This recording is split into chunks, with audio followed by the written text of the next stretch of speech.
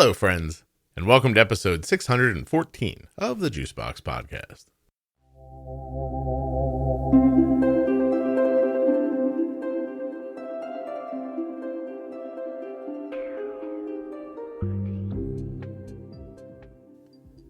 On this episode of the Juicebox Podcast, I'll be speaking with Megan, who is the mother and wife of a person with type 1 diabetes. Today on the program, she and I make the chit-chat for your amusement and pleasure. Please remember while you're listening that nothing you hear on the Juicebox Podcast should be considered advice, medical or otherwise. Always consult a physician before making any changes to your healthcare plan or becoming bold with insulin. U.S. resident who has type 1 or is the caregiver of someone with type 1, please head over to T1dxchange.org/juicebox. Join the registry, take a quick survey, help the podcast, help people living with type 1 diabetes. You can do it while you're on the toilet. It's that easy. You could quite simply make a doo-doo and help people with type 1 at the same time. Go test yourself. See if you're up to the challenge. Can you poo and take a survey? T1dxchange.org/juicebox. Don't forget to turn on the fan.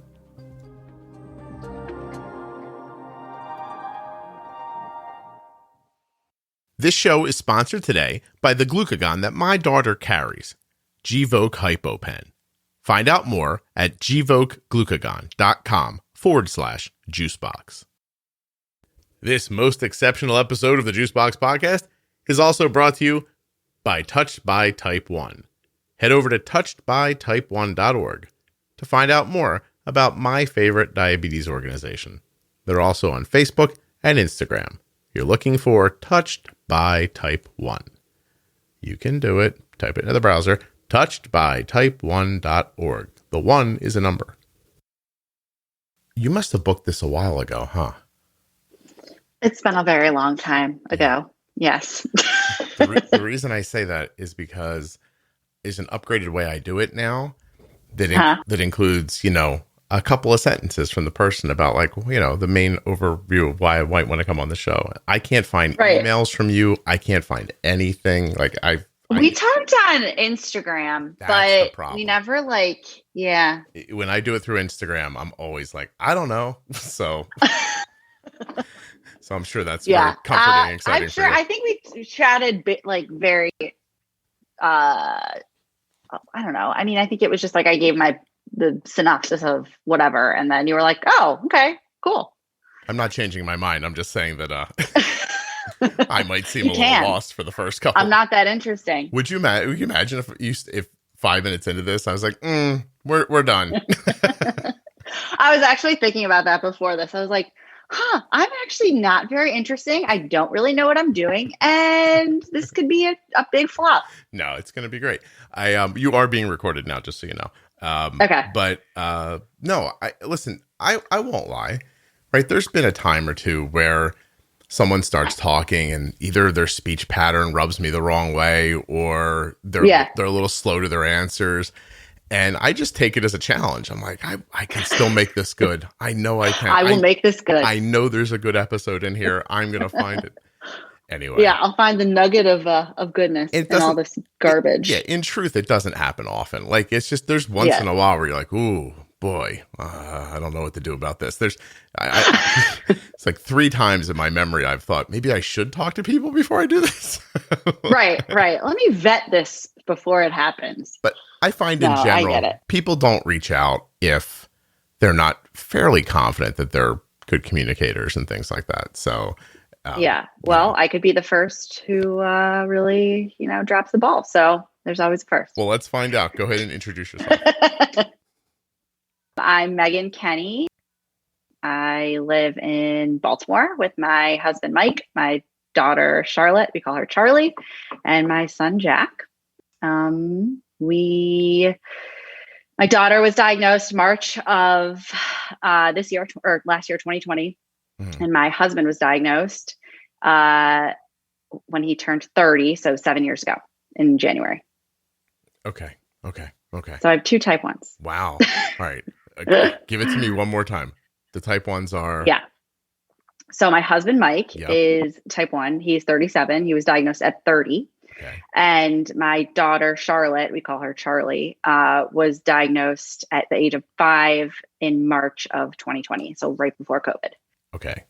So Mike is 30. He's 37 now. That's 7 years. Charlie, just a couple of, not even. She's like a year and a half. Yeah, a year and a half in. Not even. And Yeah. how old is she again?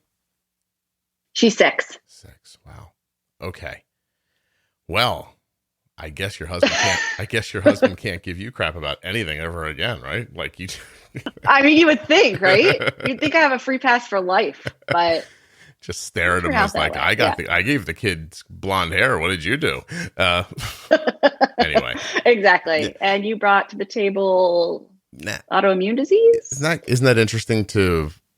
Yeah, it really is. It is a crazy thing. Like you can't blame anybody, right? Like, did he know that it was in his family line?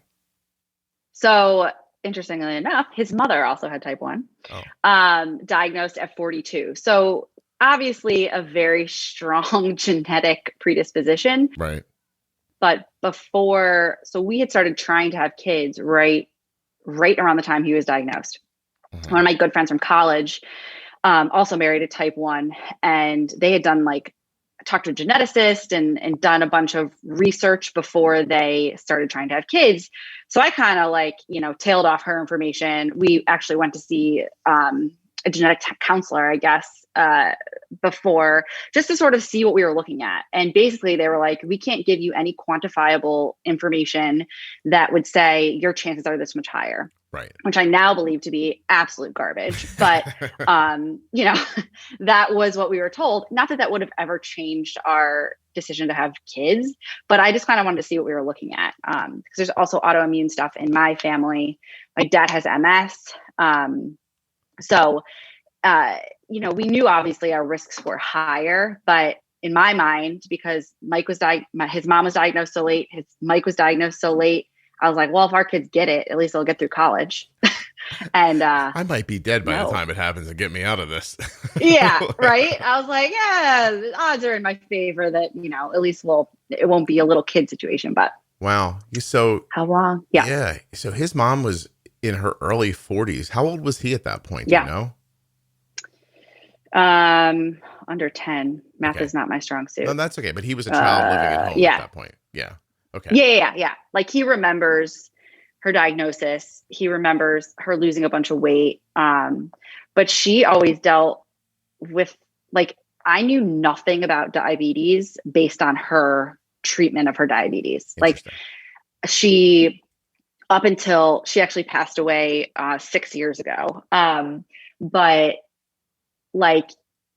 I knew nothing. She did vials and syringes. She was very secretive about it. It was very hush hush. So I think Mike knew that it was something that was manageable and that you could easily function and live with and, have a normal life. But he didn't know the ins and outs because they kept it very quiet. Interesting. It's not uncommon.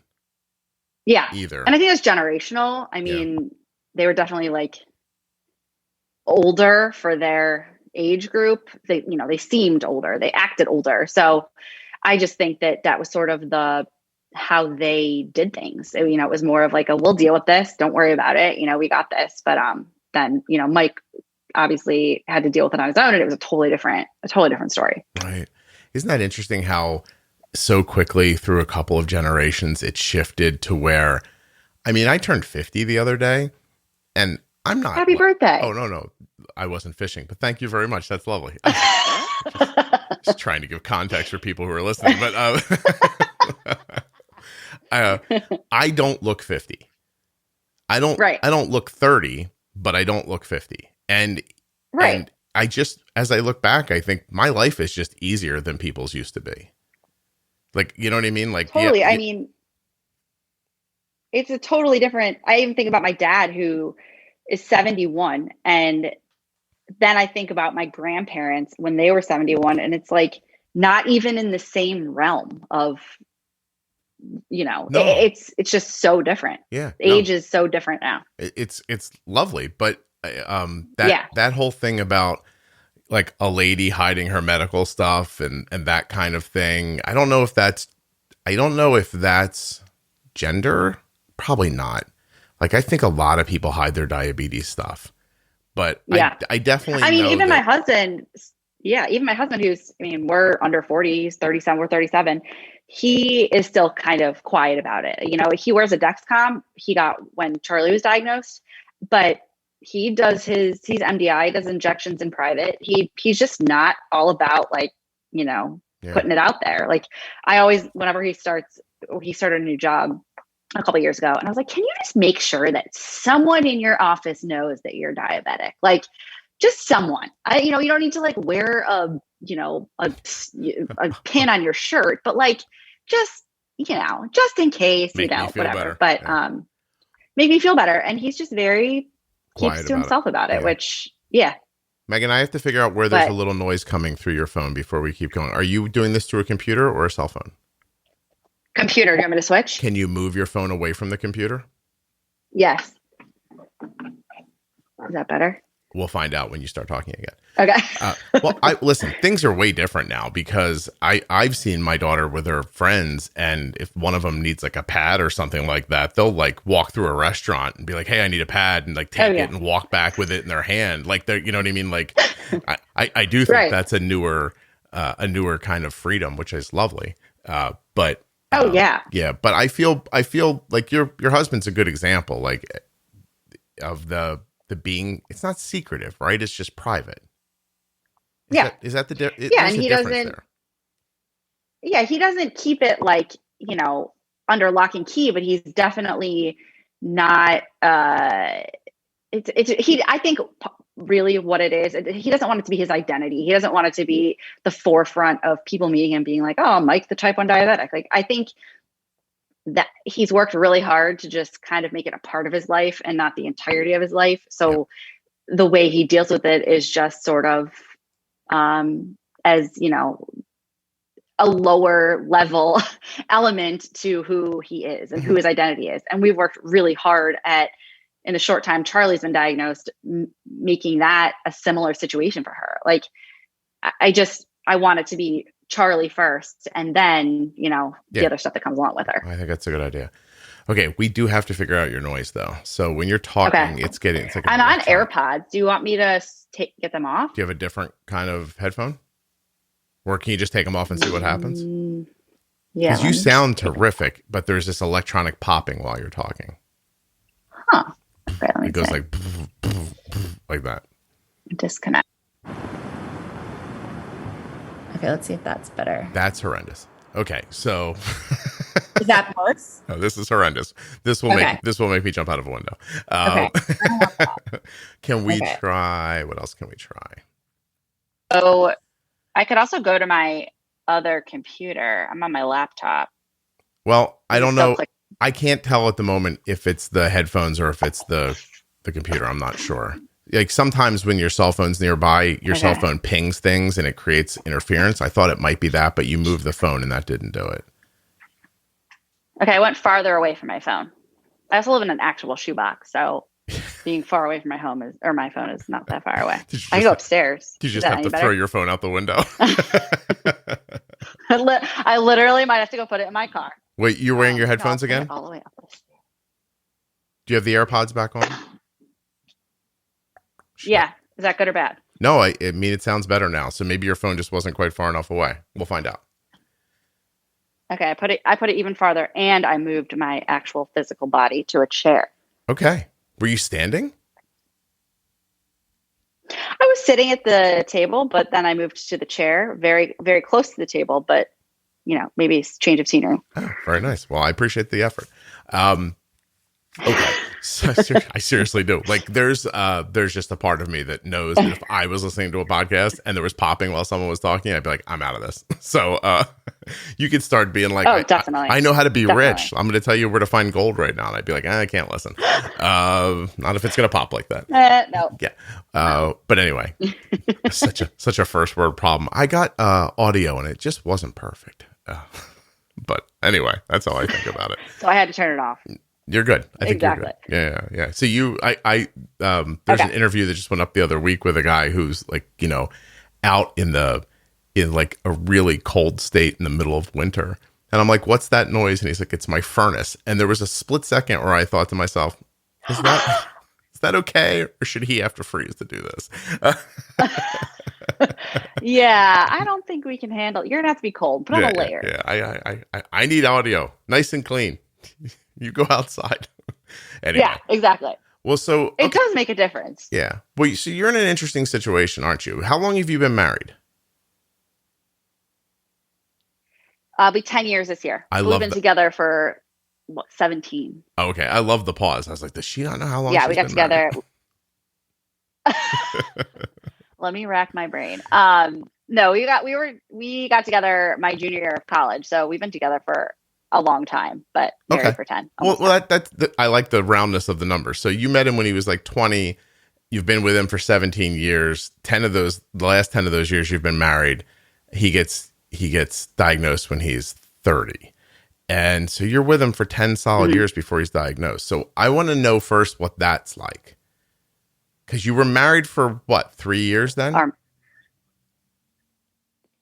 Yeah. So 30, 27. Yep, exactly. 3 years. So it was shocking, honestly. It was very, I mean, I think since we kind of grew up together, you know, when we were in college, you don't really know who you are. We're figuring it out. We kind of, you know, started our careers together, bought our first house. It was all this stuff where his diagnosis, as much as now looking back on it, was just a blip, really. It felt like a big deal. Like I think, unless he hit it really well, I think I almost took it harder than he did. I think I did like a flash forward of like, but kids, but life, but travel, but I didn't realize sort of that it would just become part of day to day. I think it felt like such a bigger challenge in the moment than it would eventually become.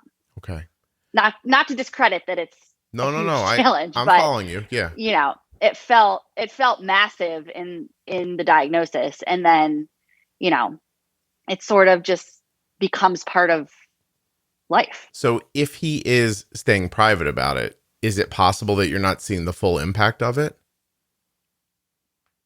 It's funny because I think before my daughter's diagnosis, I saw 25% of it. I did not understand the constant calculation, the constant planning, what it really entailed, because he did keep it to himself. And I honestly, he was not a great diabetic before Charlie was diagnosed. Like his A1C was high.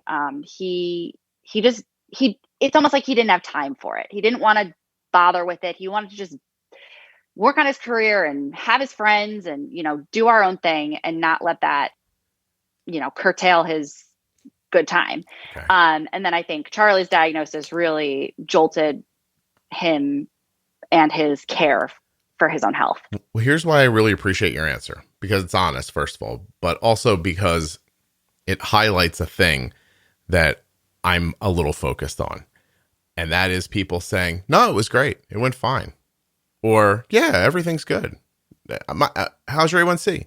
It's great. Did I just lose you? No, I'm here. You're there, but I can't hear myself suddenly. Hold on a second. Oh, really? I'm freaking out. I'm having a stroke. This is it. This could be how it ends, people. Hold on a second. I told you this is going to be a real... It could just be this. Settings. No, that's right. Where did my headphones go? I'm still being rude. Oh, I know what happened. Don't you worry. Hold on 1 second. Everybody cut me a break here. All right. Technical difficulty. I'm about to tell a story that's going to make you feel bad for me. So just chill out. All right. I used the wrong template for your episode, and it had weird volumes. It had weird volume adjustments set in it, but that freaked me out. I just disappeared in my ears. Like my voice comes through my ears at just enough of a level that I'm subconsciously aware of it, but I wouldn't know that I'm hearing myself. but the minute it goes away, Right. it feels like I'm in a vacuum talking and Right. my mouth is moving and nothing's coming out. So, hey, really sorry. What is happening? Let's see if No, I can it's go fine. back to my thought, which is that I think that too often people say things are okay when they're not. Like, they just do. Like, I asked you, like, how was it, with your husband being diagnosed, married for 3 years, been together with him probably for a decade. And you're like, oh, it wasn't bad. Then we talk for 3 seconds. You're like, I probably only knew about 25% of the impact. And if I'm being fair, it's possible he's hiding some of it. So you don't know, but it is your default to answer it's going good. And I think what that means is it's going good. No one's dead. The house isn't on fire. Like and we have to all stop measuring our health by the fact that we're not dead right now. Like, that's such an, you know what I mean? Like, well, it's a weird way to think about things. If I told you there was an army coming from 4 miles away and their goal was to decimate your town and you couldn't see them, and I said, how are things right now? You'd be like, oh, they're fine. Instead of saying, oh no, we got to bug out of here. Like, there's problems. So it's a very common answer that people give, which is why you have to really interview them. Because you have to get to, like, how's your A1C? It's good. Then you talk for a little longer, and it's like 7.9 or 8.5. And it's like, what do you mean it's good? Well, it's better than it used to be. Okay. It's better than it used to be. It's not good. Like, that's the context I like to have these conversations in. So just to go to your husband for a second, and I obviously don't know him. I'm not speaking to him. But I can tell you that somebody close to me has been having a problem for a couple of weeks. And I am as close to devastated by it as you can imagine. And I don't think anyone around me knows that. Right. Because you put on a face and you deal with it. And, you got other stuff to deal with. And it's hard to, it's hard and it's easy to compartmentalize, what's really going on. But I do agree with, wholeheartedly with what you said about people hiding what's really going on, because it also makes the people that you're speaking to, when you say, oh, it's fine, it's good, everything's great, it makes them feel like they're doing something wrong because it's not good and it's great and it's not fine. There are days and moments where, it really does feel okay, but there are plenty of moments where it does not feel like it's going how it should be going. So I think in every person I've met and through diabetes and through, both of their diagnoses. Oh, that's fun. Let's try some other variations of the word. Diagnoses. Diagnoses. I believe it's diagnoses. Diagnoses. Yeah, I think so. You were right. I was a journalism major and I can barely write a sentence anymore. Like, truly, it is horrifying. Would you like to shout out your college so people don't go there? Yes. Shout out University of Maryland. Do not get your degree from there because it will last in your brain for 3 years. But yeah, I just think you're doing a disservice to the people around you by saying, it's all good, when, a little bit of transparency might help them think, oh, okay, it can be a struggle. And I think that was just so important, and learning from experiencing it from such a different side. Like, I really do feel like I learned very, very little when Mike was diagnosed up until Charlie's diagnosis. And I think that I sort of beat myself up about it now, even though it's truly not my responsibility, but I wish I would have known more, because I think there could have been several years in there where we were, working as a team, if you will, to sort of figure it out and lower his A1C and make him feel more in control of it. And it took Charlie's diagnosis to really get us there as a family. Yeah. I always wonder, when people aren't candid with each other, if it isn't a little bit of like the fear of what's going to get mirrored back to you when you tell somebody. Like, when you look at your wife and you're like, hey, I don't feel in control right now, or I'm scared. If you don't want your wife to know you're scared, or if you don't want your husband to know you're scared, like that kind of a thing. If you don't want a stranger to know, it's going to open a can of worms. well, so in the context of a relationship, yes. Like, imagine if in a perfect scenario, life going pretty well, nobody gets sick, we've got a couple dollars to pay our bills. you live a whole life and it's very nice, but suddenly you get stressed, like put a stressor in there, and you learn that one of you isn't as good of a person as you seem to think they were. Like, right? Like all of a sudden you're like, oh, under pressure, Megan's kind of not nice to me. Like, what if that's what your husband was worried about? Like, what if I tell her I'm weak? Basically, that's how it's going to feel to him. And instead of you going, it's okay, honey, I'll help you, you go, I did want a stronger guy. like that's the fear, right? Like in your heart when you're like, when you're going to tell somebody something. So yeah, absolutely. Yeah. Yeah. So relationships are a horrible mistake. Is that what you're saying? Because how can, no, I'm just kidding. What I'm saying is, yes, never get married and live alone in a hole by yourself. Yeah. Live alone. You'll figure your own stuff out by yourself. You know, that's it. Well, that's why that's why it's a two-way street, because everybody has to give a little bit so that everybody can feel comfortable giving the rest. But how do you make that happen? Yeah, I mean, it's hard. It's a challenge. Mm-hmm. Definitely difficult. It is a challenge. Difficult, yes. So you lived through this whole bit with your husband. Mm-hmm. At this point now, you seem like a bright lady.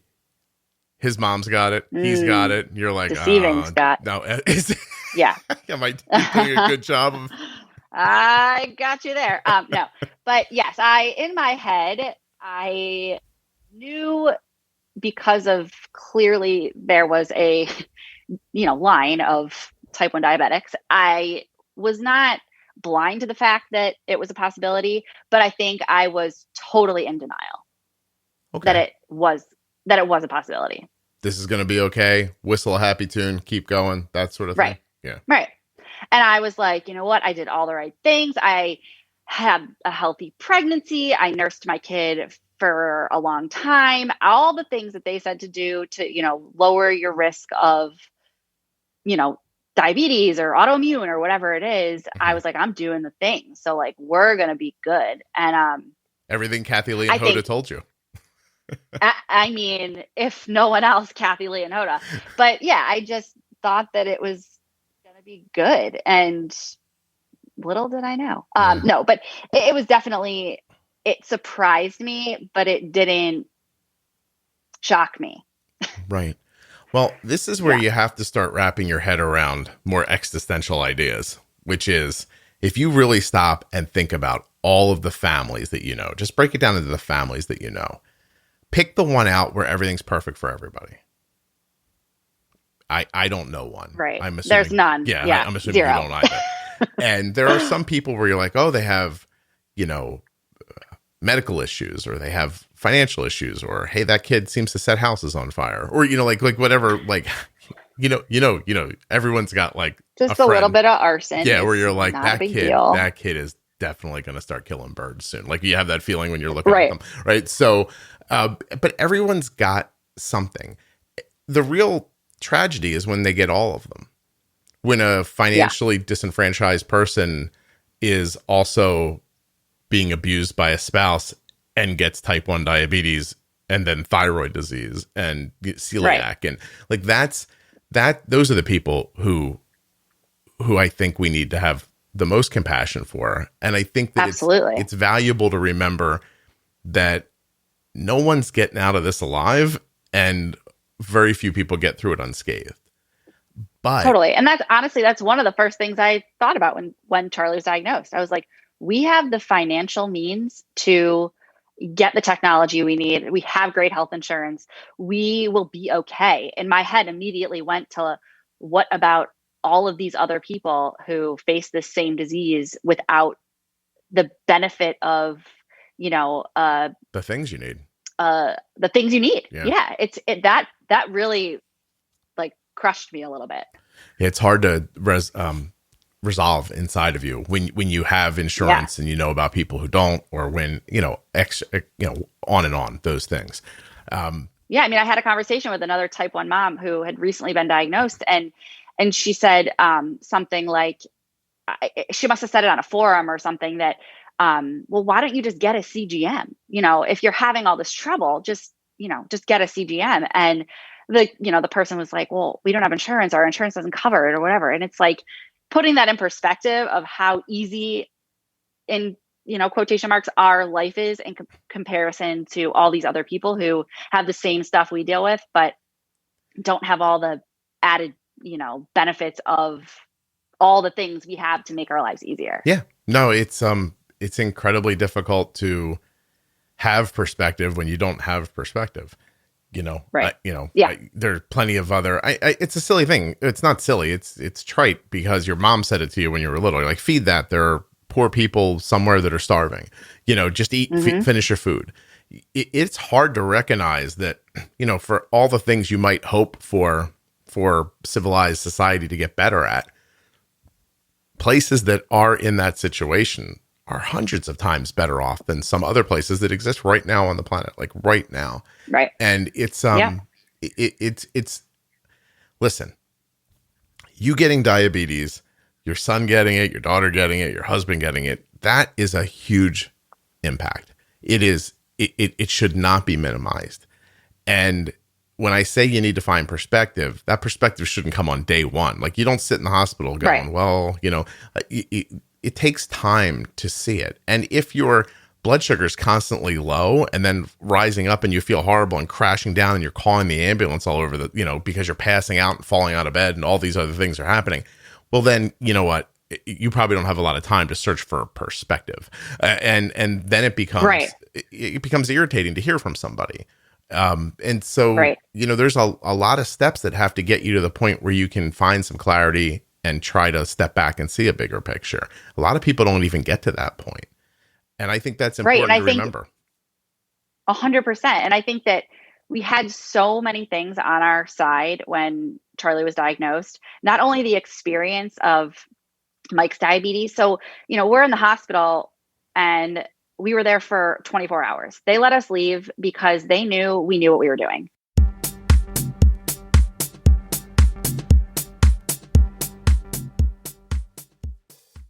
Gvoke HypoPen has no visible needle and is the first pre-mixed auto-injector of glucagon for very low blood sugar in adults and kids with diabetes, ages 2 and above. Not only is Gvoke HypoPen simple to administer, but it's simple to learn more about. All you have to do is go to gvokeglucagon.com/juicebox. Gvoke shouldn't be used in patients with insulinoma or pheochromocytoma. Visit gvokeglucagon.com/risk.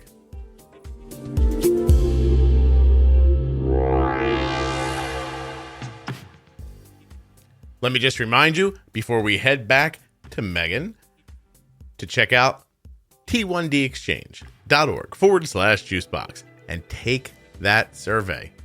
Podcast is over 30 minutes old by now. You could have made your poopy and done the survey by now while you were listening to the podcast.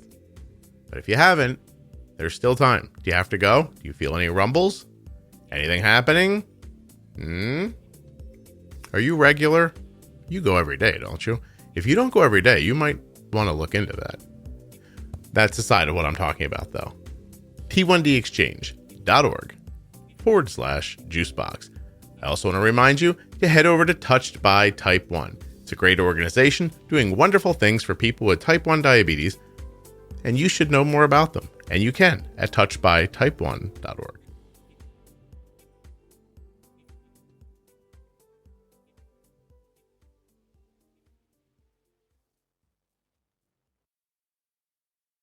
We knew how to carb count. We knew what insulin was and how it worked. We knew, all these things that people come in out of the blue with no experience of diabetes. And they, are basically starting a crash course from, page one. And we had that on our side. So I think that we had that. And then we immediately got connected with people who were incredible. And, I had this woman, Lauren, who I got connected with through a mutual friend from work. And I think we'd been home from the hospital for 24 hours. She called me. She checked in on me every day. She let me cry to her. She let me ask her every single question. She texted me. Like, she was like truly my guardian angel in all of this, and was like there to support me and just help me figure it out.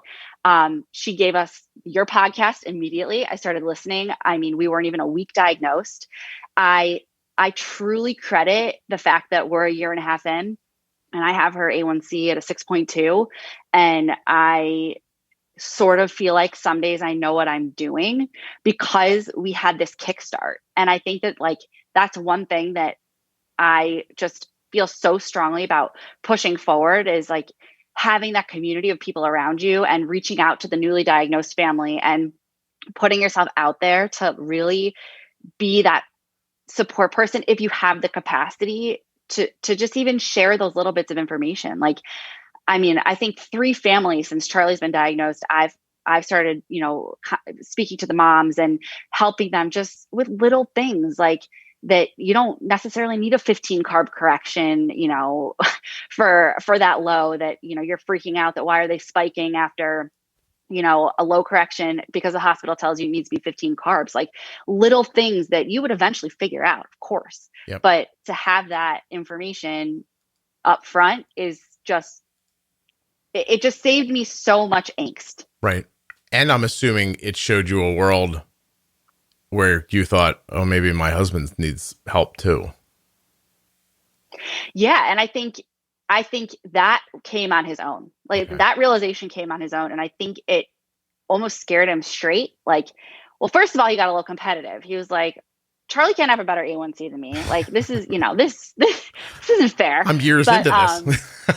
Yeah, I should know what I'm doing. But I think he also wanted to be a positive role model. He wanted to, you know, they wear their Dexcoms and they have the matching pump heels. And it's like, it made this like scary, weird thing for a 5-year-old to have so much less scary and weird because she had a family member in her own house who was going through the same stuff. Like when she started to figure out her low symptoms and Mike was like, oh, does your belly feel really empty, like really hollow, like you're really sweaty? He's like, oh yeah, I have that too. Like they had that connection and they were already super tight, but it just like super glued them together, which has been the bright light in this absolute, you know, garbage storm.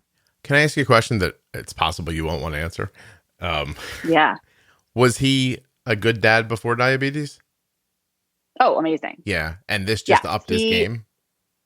Yes. I mean, I think it also just put so much perspective in it. Like, I think, I don't want to put words in his mouth, but I think he partially felt responsible. I mean, you know, I wish I understand and I would feel the same way. And, you know, I don't discredit that feeling, but I think that he felt like he owed it to her to make it normal, you know, make it feel like just, you know, we figure it out. Like, you know, we're just not going to make it the end all and be all of our lives. And I think that the way that he came at diabetes is a little more, I don't want to say lax because that's not the right word, but just not as, it doesn't overwhelm his life in a positive way.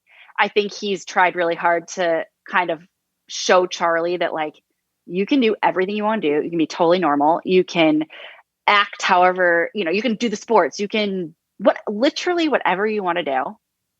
It can still happen. So I think that perspective played a huge role in just like how we sort of settled into it.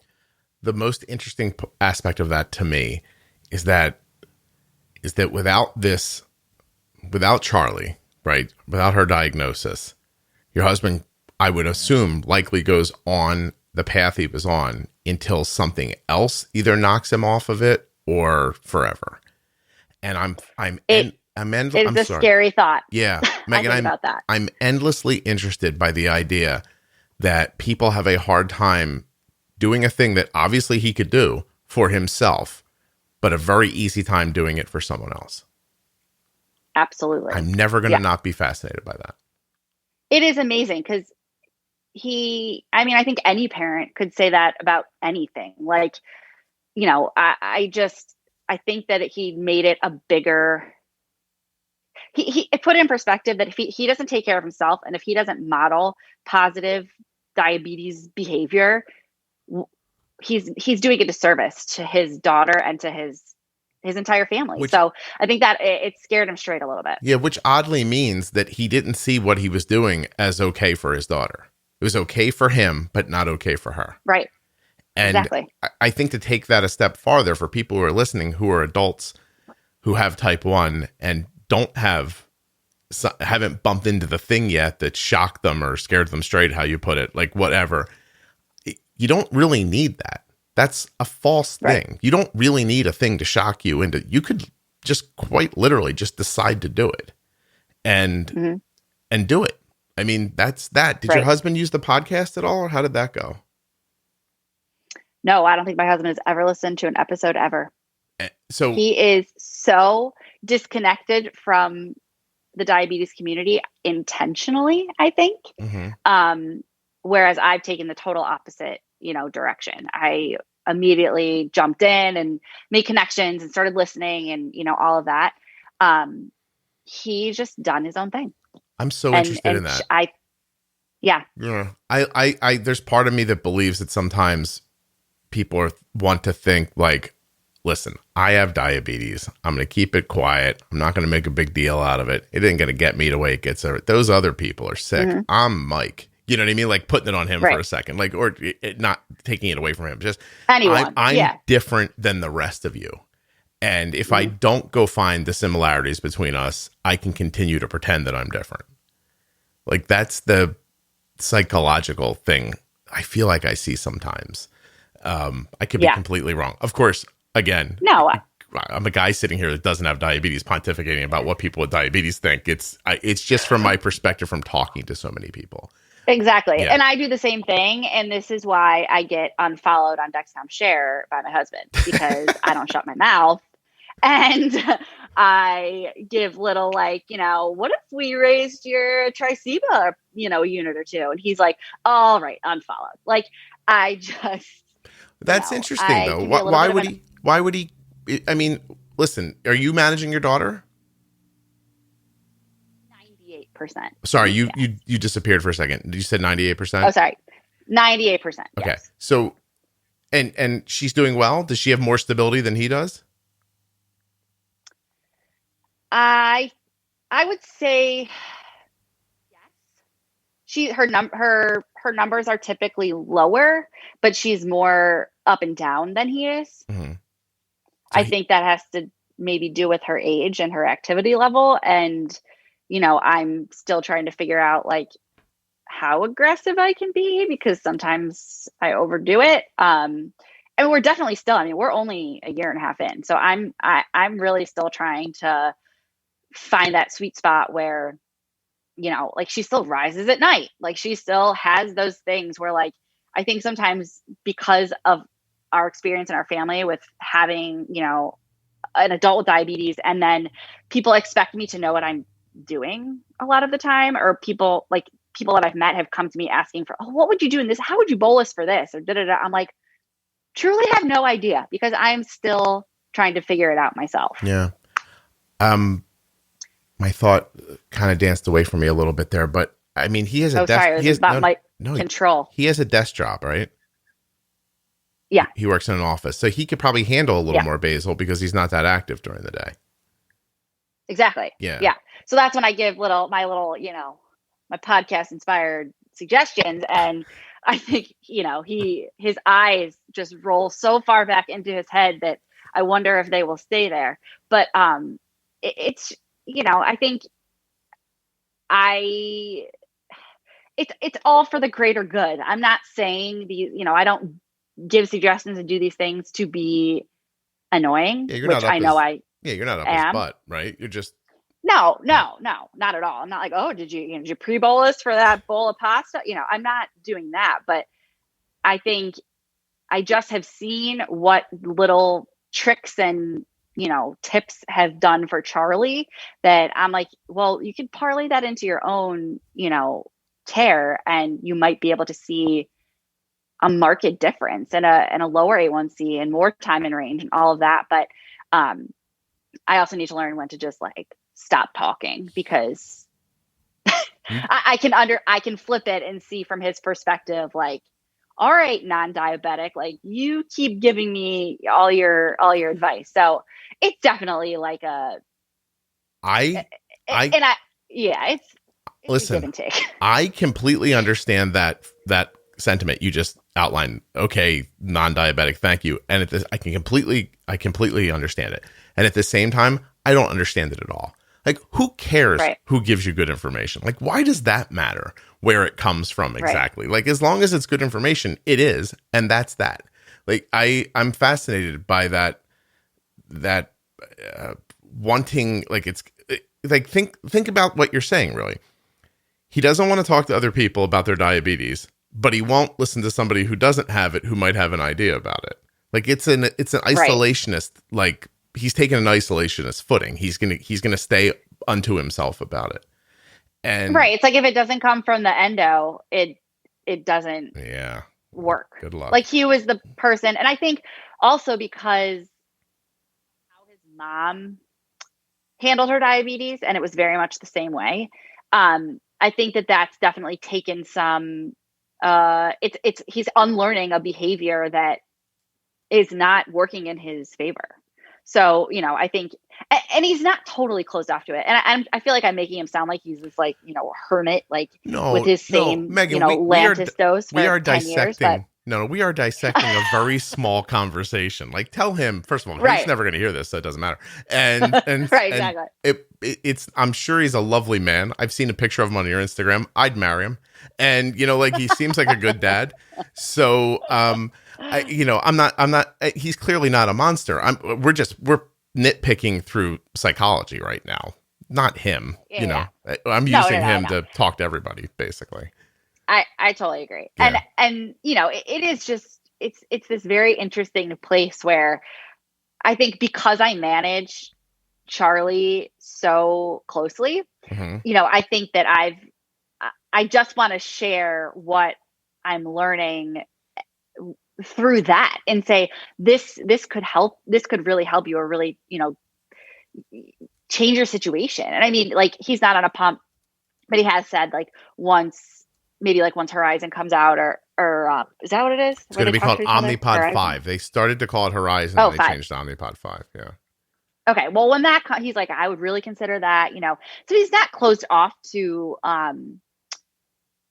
furthering his, management and his knowledge. I think it circles back truly to the fact that he wants to be healthy, and he wants to be in control, and he wants to be in good shape, but he also doesn't want it to take over his life, which I can understand, like, in a weird way. No, I do too. I completely understand. And I'm having these conversations so that we can find the balance for people listening, not because there's a right or wrong answer, but because there are so many people listening. They're all going to have different perspectives. They're all going to have different stressors. They're all going to have, different ideas of what success is. And through these conversations, I just want them to find the path to the best thing that's for them. Like, I do wonder sometimes, Megan, if people listening understand that I'm not an absolutionist at all. Like, I'm not saying anything's the right thing to do. I'm saying, here are all of your options. Here are things to consider that you may not have considered about how your brain works, your psychology, the interplay you're having with other people. And hopefully those conversations bring something out of someone. Like, I'm not silly. I don't think I can just say something and it's going to happen. Because if I did, if I thought that, Megan, a couple of minutes ago when you alluded to not pre-bolusing for pasta, I would have gone on a 7-minute rant about that. I mean, that was just an example. And he does now pre-bolus for pasta. I will say that. He's gotten, truly, since Charlie's diagnosis, exponentially better. But like, his mom never pre-bolused for anything ever. Like, I remember vividly going out to a restaurant with her, and she would eat her meal, and then she would go to the bathroom and she would bolus. And I was like, thinking back on it now, I'm like, that is insanity. Like, I can't imagine. But I think it's just, I've taken such a different approach, and I feel like there's so much more information out there that people without the help of an endocrinologist can, or with obviously working also with the endo, but outside of that, you can learn so much. And it's just amazing how different things maybe could have been for her care than they are for my daughter. Yeah. No, I understand. I appreciate the conversation. I appreciate him. I mean, letting you talk about it, although I don't know if he's letting you talk about it, but one day he'll listen. You should not tell him. Yeah. I'll just make the title will be something where he won't, although I really want to call it Charlie bit something. I'm like dying for you to say that Charlie has bit something in the next 20 minutes or so. She bit all of our fingers. No. Yeah. Yeah. But Charlie's pancreas bit the dust. That's a winner. I think I have it. All right. I don't want it to be too convoluted. All right. So tell me a little bit about, like, let's go back. You get done. Your friend Lauren, you said, right? Yes. Thank you, Lauren, by the way. Shout out to Lauren. Yeah, of course. I didn't know we were going to start doing personal shout outs during the podcast, but whatever. Well, she deserves it. Yeah, no, I appreciate it. She gives you this stuff. You kind of get fast forwarded a little bit. How does Charlie manage? Because your husband's MDI with Dexcom. Mm-hmm. So how is Charlie doing it? So she's on Omnipod. From the hospital, I started, not really, like a week after. I got, the trial Omnipod. I was already talking to insurance about Dexcom. The endocrinologist was pretty open to pumping early because I think, again, the fact that we kind of had an idea of what we were doing helped. But I think within 6 weeks, she was on Dexcom and Omnipod. Oh, wow. Okay. And those were some terrible 6 weeks. I'm not going to lie. She hated injections. It was some meltdowns. Like, I have a very even keeled, like, go with the flow kid for the most part.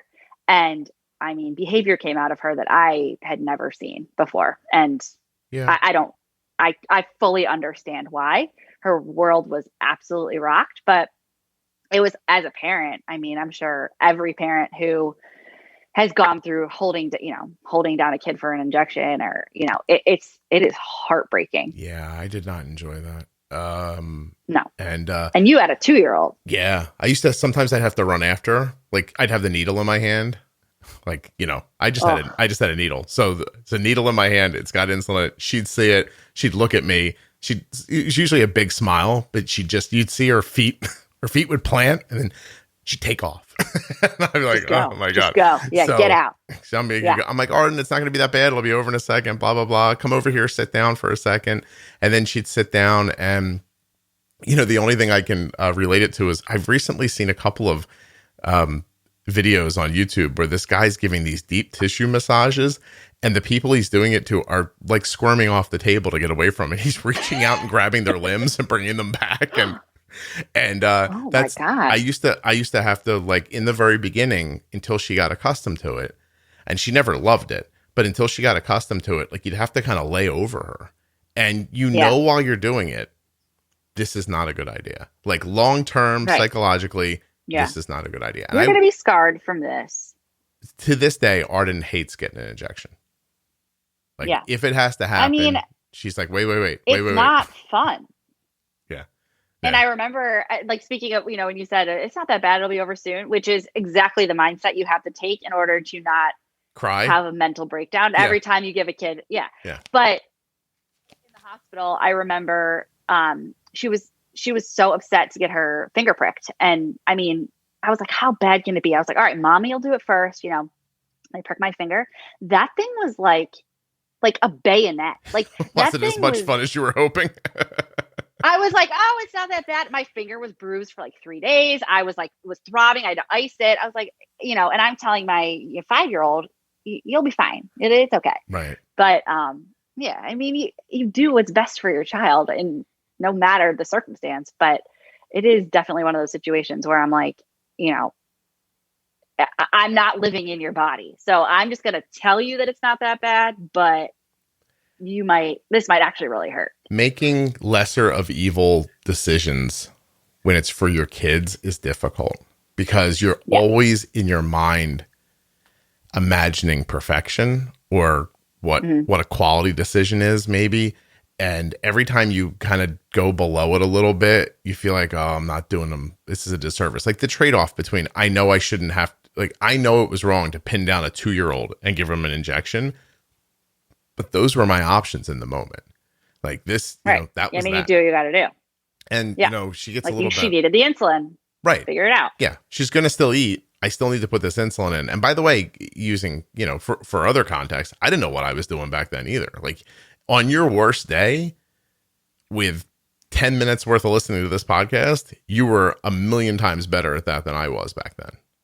So and I'm like fully aware of that. Like I, again, think the fact that I am not currently in like a mental institution would be because I had this kickstart. Like, I think that the ease in which we've sort of absorbed diabetes into our lives is truly because of the people I met, the podcast, and I think probably just sheer will that we would make it work. But I cannot imagine a parent who is in an isolated situation where they don't know anyone, where they don't have the information at their fingertips. Like, you know, just it can be an isolating, scary thing where, and, you know, thinking I don't know what I'm doing and it has to do with my child's, you know, health and well-being is pretty terrifying. Mm-hmm.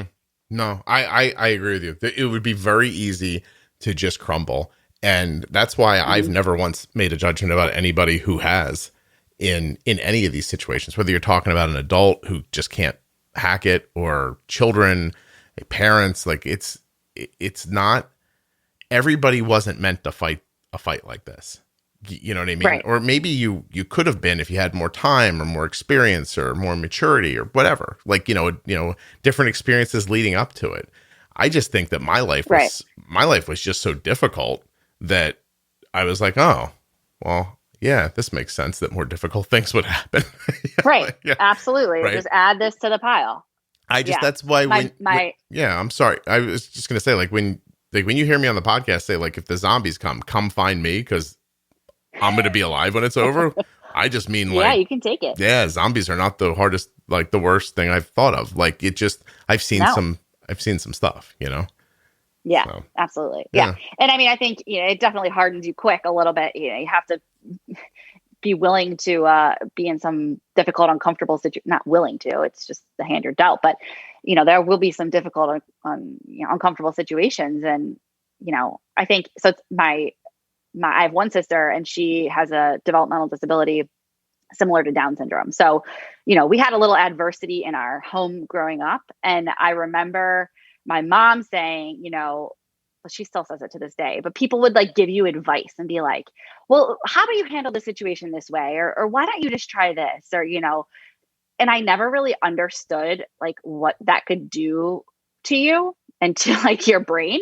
But then living with it and having people say stuff, you know, with even just like when Charlie was diagnosed and being like, it's okay. Like she'll feel better soon. Or like, you guys will get through this. Like you're really strong. And you're like thinking people saying that. Off. Oh, yeah. I'm like, you're fucking kidding me, right? I'm sorry. I guess, are we not allowed to swear? I just, now that I've been in this situation, I'm like, how could anybody ever say anything like that to anyone ever? They think they're helping until you've walked a day. It's pressure. I guess you feel pressured to say something. Oh, what are you going to say? Hey, your kid's got Down syndrome. That sucks. Like, do you know what I mean? Like, although I do think, to be perfectly honest, I think that would be better, right? Like, wow, that sucks. I just think that, yeah, a little bit of honesty and truth instead of like, you know, oh, my favorite is when people say like, oh, like we're not religious people, so I don't know if whatever, but people like God only gives you what you can handle, that kind of thing. Yeah, and to say that to someone who is dealing with a situation. And not even diabetes necessarily, because, you know, but any life altering situation where you're struggling and you're figuring it out, like, I just don't tell me that. Well, I love really hard. I love the opposite side. People never flip around what they say so they can really feel the intent of it. But so what you're telling me is that if I was a big dummy, my kid wouldn't get diabetes? Like, that can't be true, can it? And exactly. And if it can, are you trying to make me feel bad for the way my brain works. Like, I don't understand. Like, I get like, you can step back from it and see the idea. The idea is this: you can handle this.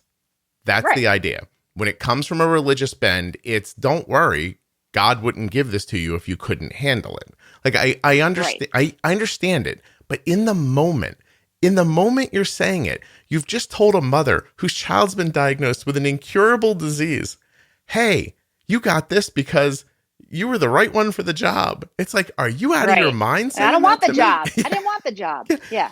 And because the context of the rest of it is like, this isn't going to go away, you know, like the pathway that I imagined, that the possibilities that were held for my children feel at this moment gone. Now you'll learn later with diabetes that that's not true, but you don't know that in the moment. You think it's over. You think the life you expected is on fire and you're watching it burn. And that was in the hospital. We're sitting at Hopkins. You know, we have wonderful nurse and everybody's so great and whatever. And Charlie goes to bed and I laid in her bed with her and wept the whole night, like inconsolable, just weeping, crying. And the nurse kept coming in and checking on me. Like, she was like, Charlie's fine. You know, like, she kept coming. All I could think, I was like Googling, like, when's the cure? Like, what's happening? You know, I mean, this just pity party that I was a mess. Mm-hmm. And, you know, I didn't know, I was thinking so far ahead that it was so not helpful in the situation I was, you know, what I would have said to my former self was, let's just get through tomorrow. Let's just get through the next meal. Let's just get, you know, but I'm like, she'll never have a sleepover. How will she, you know, will she be able to, will you see her CGM in her wedding dress? Like, truly insane mind talk that I wish now in retrospect, like, I could have had talked myself down from, because it got me nowhere except for just like a rash on my face from crying. But I think that is exactly what you just said. Like, you know, you think in the moment that life is over, that life is just, what will you do next? And, you know, 2 weeks out, 3 weeks out, a month out, you know, 6 months out, you realize, like, it'll be okay. She'll have a sleepover. Maybe it'll be at our house, but, you know, she'll do all the things. Like, she went back to playing sports pretty much immediately. It wasn't, but in that moment, it is gut wrenching. Well, we walked out of a carb counting class at the hospital, and my wife, who's not an overtly emotional person outwardly, looks at me. She's broken up inside, and she goes, "Is Arden going to be able to have kids?" And I'm like, "My daughter's 2. I wasn't ready to think about whether my daughter was going to have kids or not. She's 2. And I'm like, and then you're in that moment, like, I don't know. What am I going to say? Do I say something comforting, or do I say something honest? And so I just went for comforting. I was like, yeah, of course. But I was like, I don't know. Like, I have no idea about any of this. But it's crazy how your mind goes there so quickly. Oh, know? Yeah. And it's like this opposite defense mechanism where, you know, you're, instead of taking one step in front of the other, your brain is just like down this path of future situations that you've got her with retinopathy already. Exactly. In your mind. Listen, I had someone tell me, I think, again, something they thought was going to be comforting.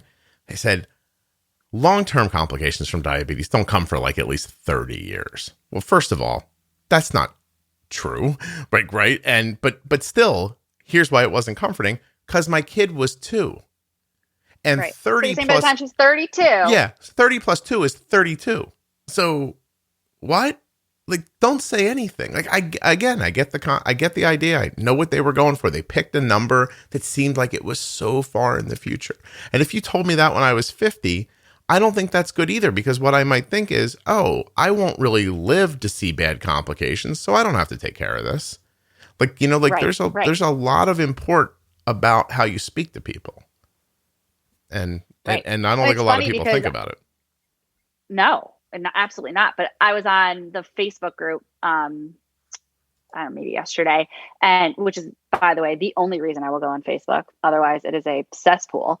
But I was on the Facebook group, and somebody had said something about what do you sort of look forward to? What do you think about or research about to sort of look forward to for the future of diabetes? And like, sometimes I'll let myself go there and be, sort of swept away by, oh, maybe by the time Charlie's in college, she'll be on an artificial pancreas, or it'll be something where like she, doesn't have to carb count, and it's more of a rote, underlying care procedure.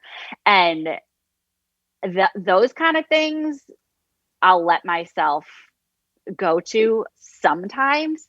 But other than that, it can just send you down a bad hole. Yeah. No, it's not a good idea. Thinking about the future. Yeah. Thinking about the future in that way. It's like, it's not worth the time or the best negative energy that I could create. Yeah, because you could be spending that time on learning real actionable ideas that would help you never reach that future, instead of just worrying about it coming. The truth is, if you spend that much time worrying about it coming and don't do very much about today, it might come. Like, look, exactly. Let's be honest with everybody.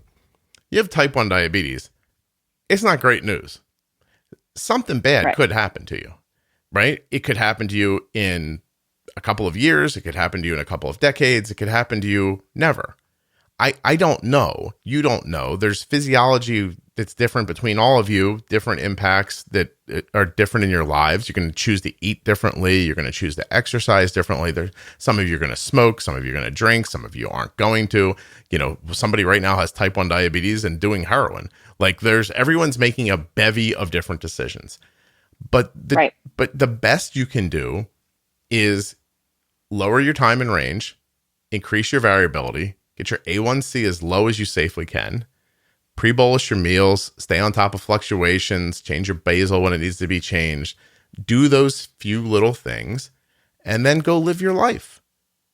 And some of you are going to make it to 120, and some of you are going to make it to 100, and some of you are going to make it to 80, and somebody's going to make it to 60. And there are people listening to this episode right now who I personally know are listening, who are in their 50s and wondering how much longer they have because they were diagnosed 30 and 40 years ago before anybody paid attention to any of this stuff.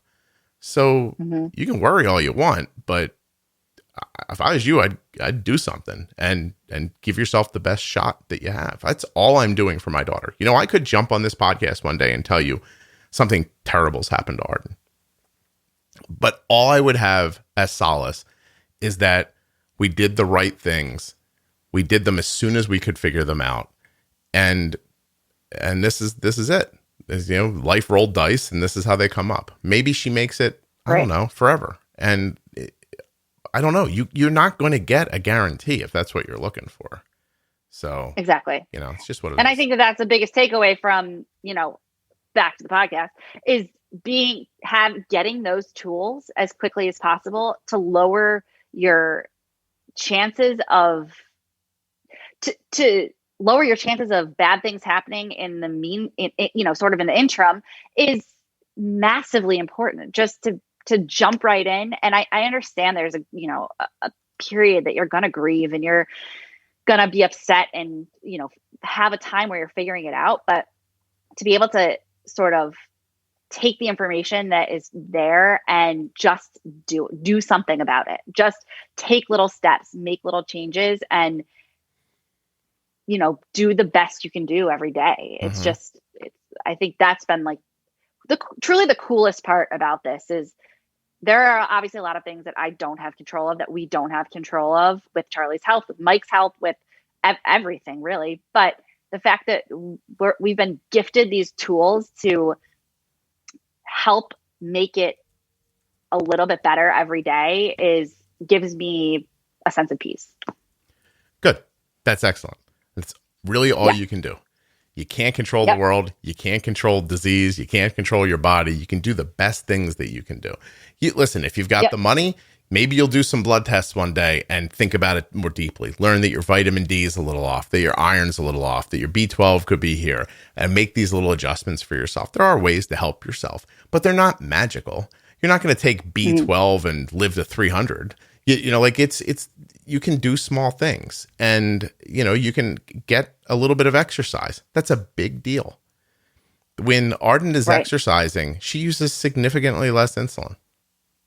It's just that's a big deal. It'll all add up if you're lucky, and most of you will end up being lucky. Like people who are diagnosed right now, you know, who have access to this technology, you got a really great shot. You know, I mean, a really, really solid, honest shot at living a healthy life. And to be perfectly honest, some of the healthiest people I know have type 1 diabetes because they're so freaking focused on themselves that they're like aware of something the second it goes wrong. Where other people, you know, get a pain and 3 years later, they're like, I should probably do something about this. So, yeah, listen. Yeah, it is. It's being diagnosed in today's age with the technology and the, you know, at our fingertips is unbelievable. Like, you know, last night we had a sensor failure and we had to, Charlie slept all night without a Dexcom on. Mm-hmm. And I kept waking up and panicking a little bit and being like, it's okay, you know, it'll be okay. But the fact that we have the amount of information and sort of sense of comfort knowing, you know, I'm watching her, she's at camp right now, and I'm watching her blood sugar all day. And it's just, she has a better shot at good health. Exactly what you just said. Yeah. It's just, that is very comforting. Yeah. Why? I mean, listen, if you think you can control the universe, good luck. But I'd let it go if I was you. You know, anybody who's out there like, oh, I wanted it to be perfect. It's not perfect. So we give up or we throw it away. Like that's just ridiculous. Like, listen, I understand. I was a young person at one point too.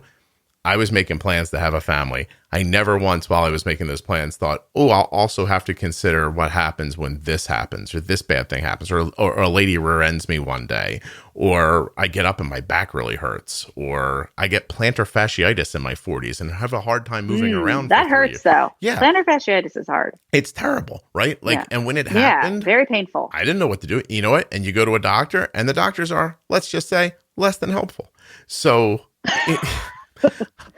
I got rid of my plantar fasciitis with YouTube and a $20 insole on Amazon. Like it's not. Oh yeah. Yeah. But I had been going to doctors for a while and I was like, and I had resolved myself at one point. I thought, well, I guess I'm a person who doesn't get to move quickly anymore or stand on their feet for very long. Like, and then when that comes to you, if you're really thinking, the next thing I thought was, I guess I'm going to die sooner because I can't exercise as much. You know, like, I guess I'm not going to have the life I thought because my feet. And then I was like, this is ridiculous. I was like, I got to be able to get rid of this somehow. There's got to be a Reddit subpage for this. Yeah. Somebody must know or have had some sort of success, and let me go find out. And honestly, that's the way I think about the podcast. Like if you listen to this podcast and you think, screw you, it's not that easy, you know, I can't do it. Listen, everybody's welcome to their own thoughts. I prefer to see it as aspirational. I think if someone can do it, then someone else could do it. And that's it to me. That's absolutely life. Yeah. That's it. I couldn't agree more. Yeah. Well, I appreciate it. And if you did disagree, would you tell me? Wouldn't that be great if you were like, Scott, that was stupid. Actually, that's asinine. You're wrong. No, but it is. And I think that paired with a sense of community and feeling that, you know, you're not at it alone, and, you know, it's just very important. It makes a big difference. It's so important. Yes, it does. And so that's why I think people who find themselves in the situation that we discussed earlier, and I think a lot of people do, about being isolated, I think that's a mistake. I think that if you get online and see a person living with diabetes and they make you uncomfortable, you probably should look hard and see if that isn't how you feel about yourself. You know, like that's not, listen, therapy's not rocket science. I'm not saying I could do it. And I'm not denigrating the people who do. But you are doing it. There's a lot of common sense, Megan, is all I'm saying. It's like the getting it done is hard. This is basically a form of therapy, is it not? I believe everyone should have to pay me $40 a week, like a copay. Yes. I think you should charge way more than that. Well, hold on a second. Let me just I'm going to do some math real quick. 40 times. I'm not going to tell you how many people I think are listening. I'm just going to do the math here real quickly. Oh, wow. If you guys could just do that 1 week. If you guys could all just do that 1 week. It for you. I got to be honest. If you all did it 1 week, I might be gone. You might be like, I don't know where that podcast You're gonna have in, Cancun in your new house. Oh, Megan, you're not thinking big enough. I know how many people are listening Sorry. to this. Yeah, no. Okay. Yeah. Hey, listen, everyone send me $40. Done. I'm out of here. No, I have to be honest with you. That was a big number I just used with my calculator. If that amount of money magically showed up here tomorrow, be serious for a second. But if you left the podcast, then I would be to blame for bringing this idea up, and I would probably get some hate now. That would probably get you ripped up on Instagram pretty good, but that's not what I mean. Yeah. Well, here's what I was going to say. If the amount of money I just saw, which by the way was staggering, showed up at my home tomorrow, if you all just were like, all right, I'll give the guy $40. Like if that happened, I'd giggle for a few minutes, probably. And then when that was over, I would do very responsible things, and I would just double down on the podcast. I'd hire animators to animate the episodes so that people who are visual learners could understand them. I'd get lighting and start doing more stuff live. I would talk to more people. I'd go to more hospitals and talk. Like I would just see that as like I can imagine the things where I could lighten my load right now. Like I could actually afford to hire a person who could edit the show with my sensibility. I love this. Right? Like, so but like all that would happen. Wouldn't be that hard. And you know that the majority of people who listen to this podcast, because of the valuable information that we've all gotten, they would be happy to do it. So I think you should up it to 50. I'll get 10%. And wait, why are you getting paid? What just happened, Megan? It was my idea. I gotta pay the tax. Well, I gotta pay the tax burden. What are you talking about? You think when like I have a buy me a coffee page where, by the way, people are. I should tell you, this is the first time I can say this in a recording. I am sitting in a really expensive chair right now. That is so good on my. I sent a little money for your birthday. I hope it. I forgot to send a note though. I was embarrassed. Well, I appreciate that very much, but my back is 1,000 times better over the last 24 hours from this chair. And it's listen, it's expensive. I'm not going to say it's not. And it's something because I grew up really broke that even if I was looking at the money and I was like, I can afford to take this money and buy this chair, I never would have done it. Like I would have sat here in pain. Look at me. I chastised your husband for this 45 minutes ago. And now God damn it. God damn it. The circle. Full circle. Oh, damn it. And now I'm admitting to it. If the money was here, I wouldn't have done it. I would have found something more important to do with it. Even if you would have said, hey, Scott, let me give you a couple of dollars for the podcast. I'd help the podcast. I'd pay my mortgage. I'd send my kids to college. Me would be the last. Holy crap. Look at this. Me would be the last thing I would do. Yep. Right? But because you guys all, it happened on the Facebook page. Some lovely person put up a post and said, like, let's buy Scott a cup of coffee for his birthday. And then I think in the course of the post, when it really started doubling up, and I mean, I'm being honest, like thousands of dollars were coming. And I said, somebody asked me what I would do with the money. And I said, maybe I would buy a chair because my back hurts. And to make you guys this podcast, I sit here about 7 hours, like about 6 days a week, like doing work you'll never see. Right. And once I said it out loud, and once the people who were putting the money in were like, yes, get yourself a chair, that would make me happy. That easily allowed me to buy the chair. And I'm a person who, if I buy anything, it takes me 2 weeks to get to do it. Like I'll think I do need this. Oh yeah, my husband's the same way. Research it. Then I feel bad about it for a while. Then there's a little self-flagellation. Then I research it. Right. I'm horrible. Like I shop in a horrible way.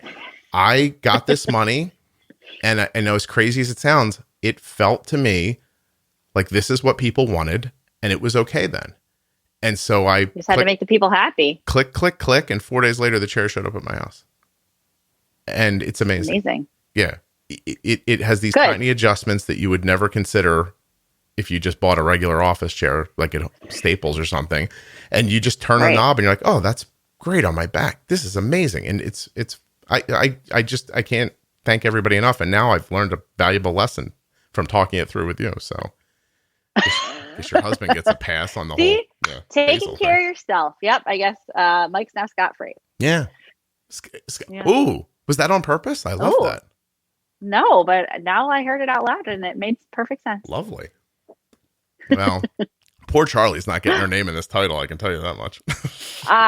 Clearly, unless she's like low man on the totem pole here. Does she love tuna? Because if she did, I would totally call it Charlie Tuna. No, she doesn't. But she is an excellent eater. Does not eat tuna though. Charlie doesn't eat tuna. It's not exactly a podcast. No, it doesn't have that ring. No, ring to it. All right. Damn. Yeah. Oh.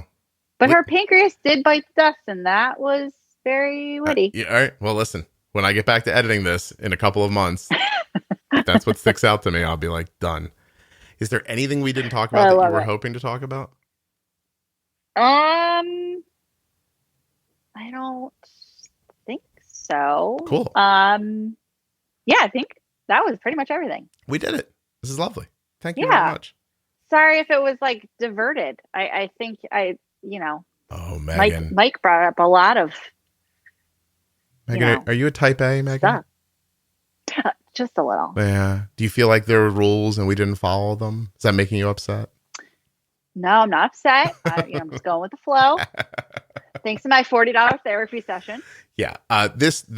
Listen.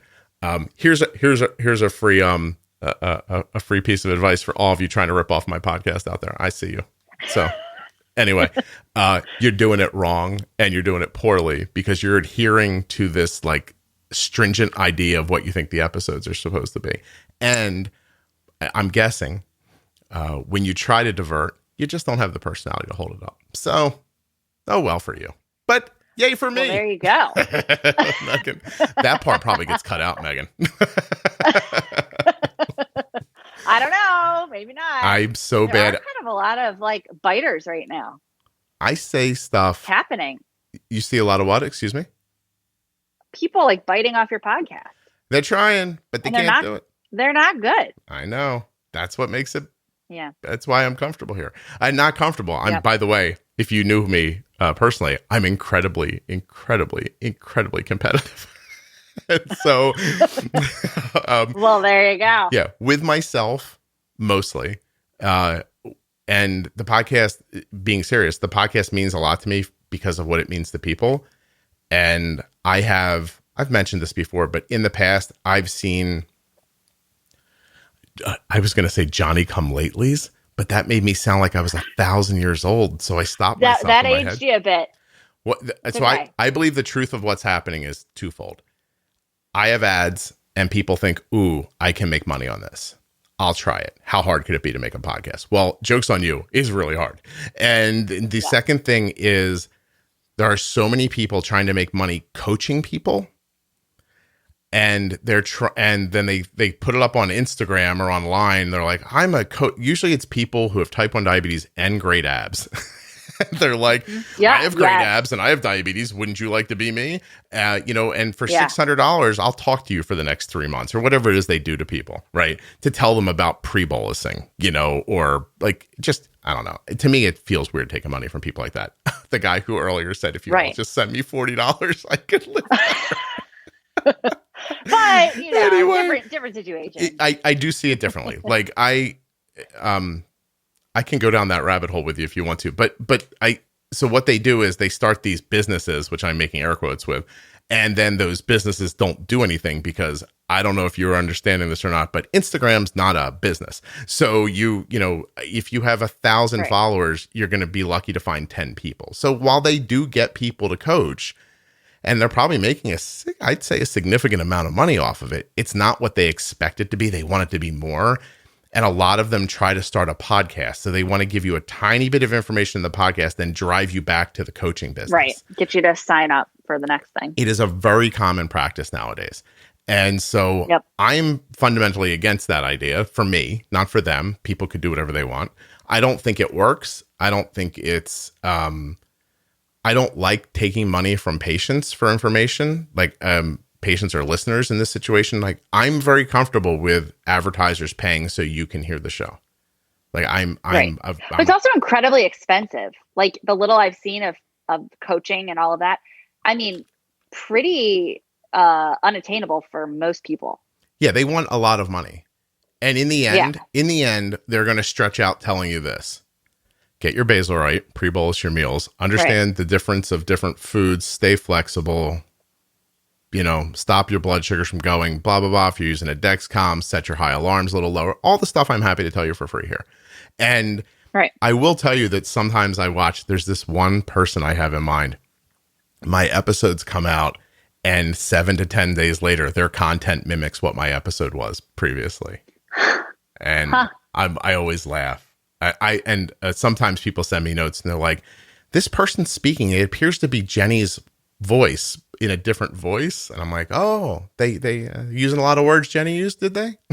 So, oh my God. But it's just what it is. It's fine. Like, I mean, I think that's honestly, it's not nice, but I mean, it's flattering in that people want to mimic what you're doing and what you've done and what you've been successful with and the community you've, developed. But at the same time, it's like, if you have no original content, you're basically just selling like your pretty Instagram page. Like what's the point? Well, the point is they're probably making a few thousand to tens of thousands of dollars a year doing it. So if you live in the right part of the country, I mean, listen, how much did you see some of that going for? The coaching? Oh, like I forgot. I mean, maybe like $1,200 to $1,500 kind of thing. Okay. Maybe more, maybe 25. So we'll say 1,500 for fun, and put that on you getting 50 people a year to do it. That's $75,000. Yeah. Right. That's a living. That is a good living.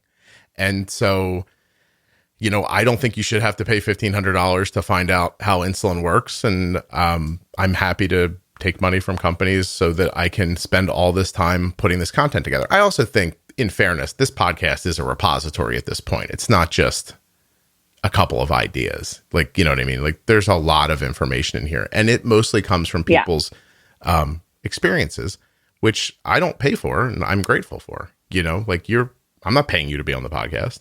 And I will make money on this episode, but it's going to allow me to buy computers, and in the end, it's my time that allows the most, because I'm a person and I have a family and bills. And if I can't spend all day making you a podcast if it doesn't make money, because I have a family and I have bills. So I would have to go get a different. Exactly. That's all. It's pretty common sensey, I think. Yeah. I think that's, common sense. But all of that will be moot when everyone listening sends me $40 tomorrow. And I'm a millionaire. Then you're going to have 75 chairs and a beach house. Chairs? I'm going to pay people to stand behind me and hold me up. Like with a sling, and they'll stand on either side. A back rub while you podcast. I would imagine there should be somebody rubbing my back during that once this happens. It really is. Listen, there was a moment where a company came to me and said, put your podcast behind a paywall and we'll charge $1 an episode. That's very reasonable, they said. People can afford that, they said. If everybody, it would cost somebody $500 to listen to all the episodes. That's very reasonable. And I was like, I don't think that's right. And the person says, how many downloads do you have? And at that time, I had 3 million. And they go, well, that's $3 million, And I was like, no, don't say that. Yeah. I was like, but I don't say that because I don't think it is. Because I think the minute you charge for it, a lot of people would say, oh, I'd rather not. Or a lot of people might see an episode called Charlie's Pancreas Bit the Dust and go, no, not that one.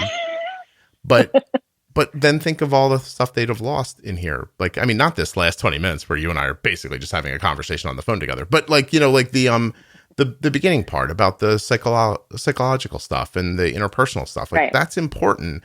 And if I call an episode the psychological import of type 1 diabetes in family, blah, blah, blah, ain't nobody gonna listen to that either. So there's a way to get people to listen. And I think that any amount of money is a barrier. Would I like to have $4 million? I would. But that's not how this works in my mind.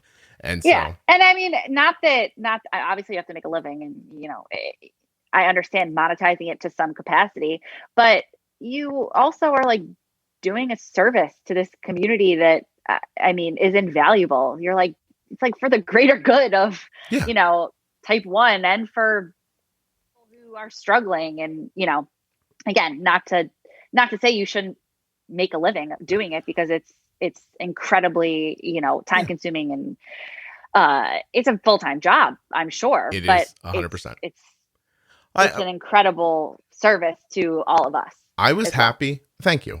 Thank you very much. I was happy to tell an advertiser the other day while we were talking about 2022 already. And I said, listen, I feel really fortunate. I have a job that I really like, that I think it makes my life better. It helps people, and I make a living from it. I said, I mean, if you could have found me when I was 18 and told me one day you'll do something you enjoy that helps people, I would be like, wow, that seems impossible, really.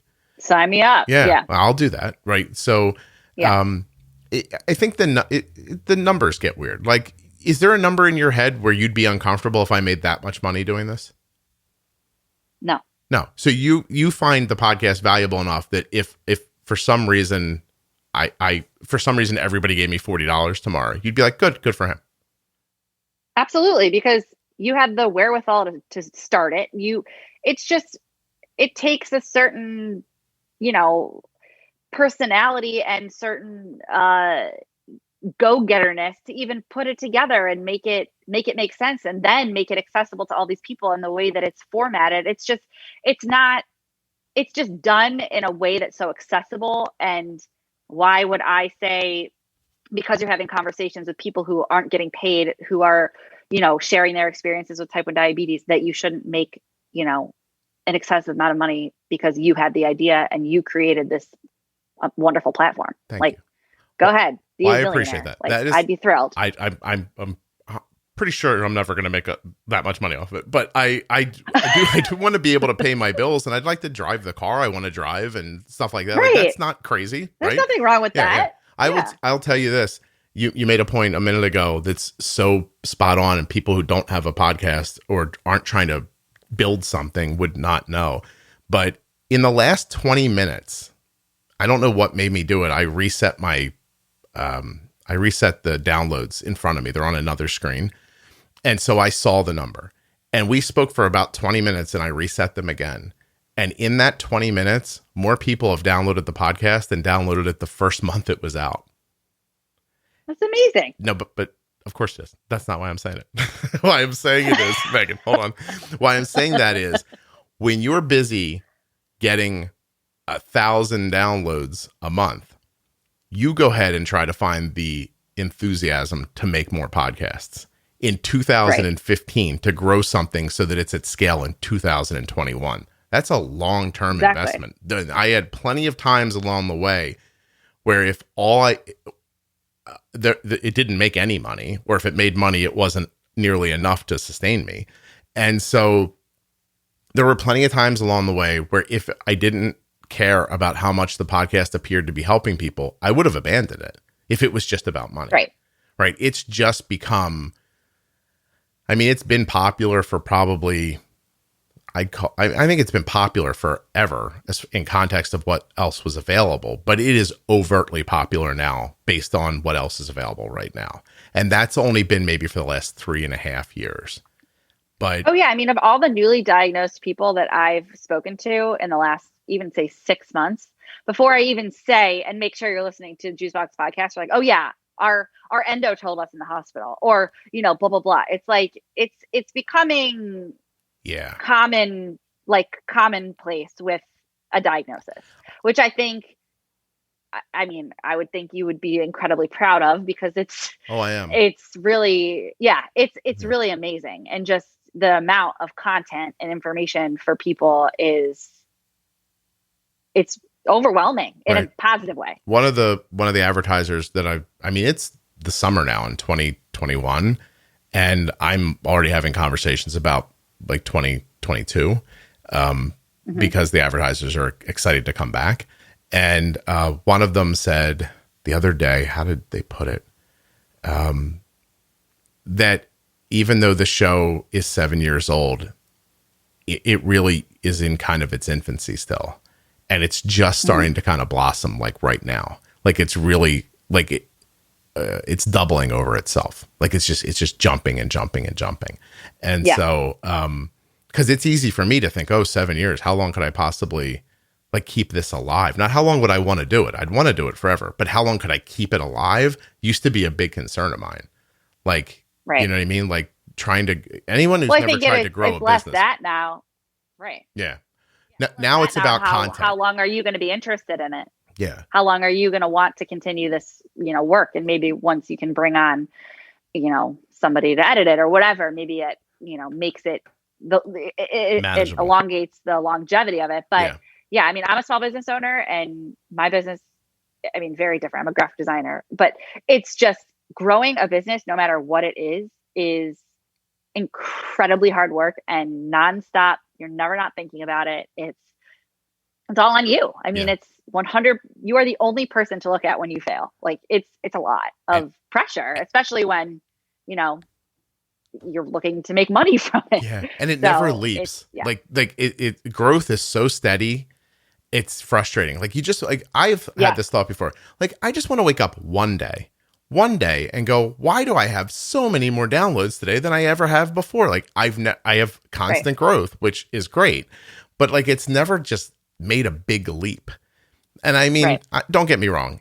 Month over month, I've seen leaps of sometimes 20,000, 25,000, which trust me is a lot, but still like, I'd still rather have 5,000 more this month than I had last month, 5,000 next month versus like that kind of thing. I'd like to see the steadiness of growth is important, but it's hard to be excited by it sometimes because you're putting so much effort into it, Yeah.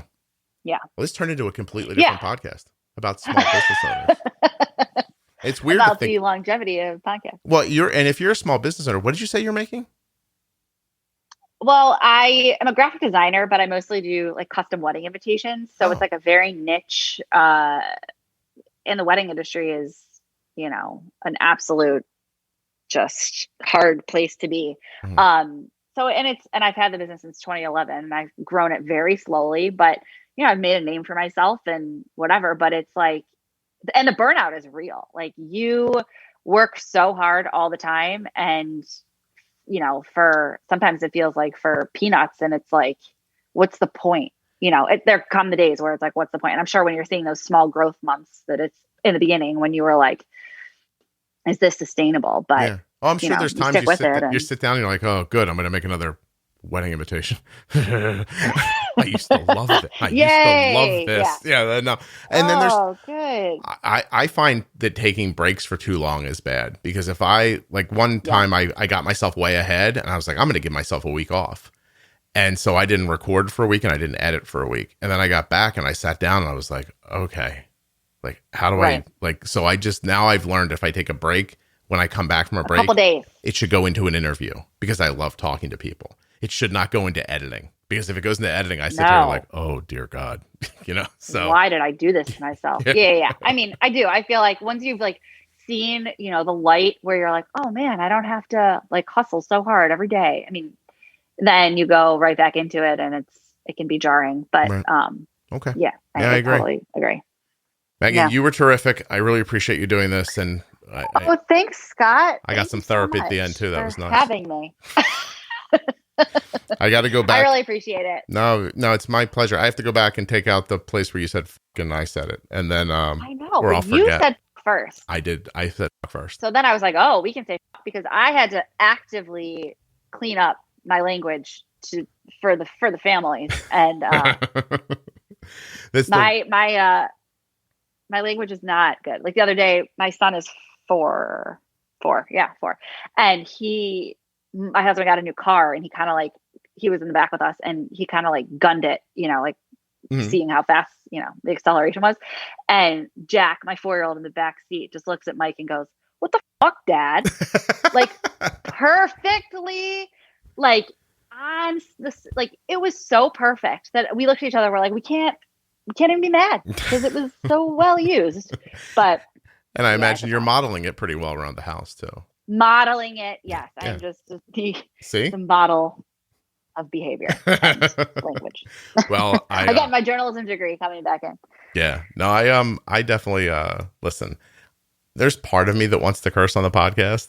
And it's funny, I wouldn't do it that much. It would just happen like naturally if it was going to happen. But then you'd get comments. Well, it would eliminate some people from being able to listen. So I don't want to do that. Right. No, I totally agree. Maybe in the last year of the show, like at the very last year when I'm like, this is it. This is the last year. I'm taking the safe. Just let it go. Yeah, I'm just going to, I'll put an explicit tag on it and we'll just talk about diabetes with a lot of bad words. Anyway. All right. I love it. Thank you so much. Would you hold on one second? Thank you, Scott. Thank you. Yeah.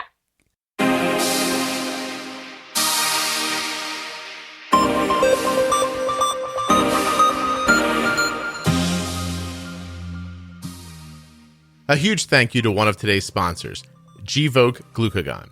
Find out more about Gvoke HypoPen at gvokeglucagon.com/juicebox. You spell that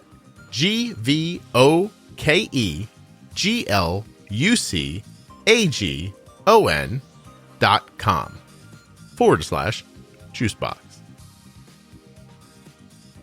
Thanks also to Touched by Type 1 for being a longtime sponsor of the Juicebox Podcast. By now, you better have gone to the bathroom. And if not, I want you in there right now. Do you need fiber?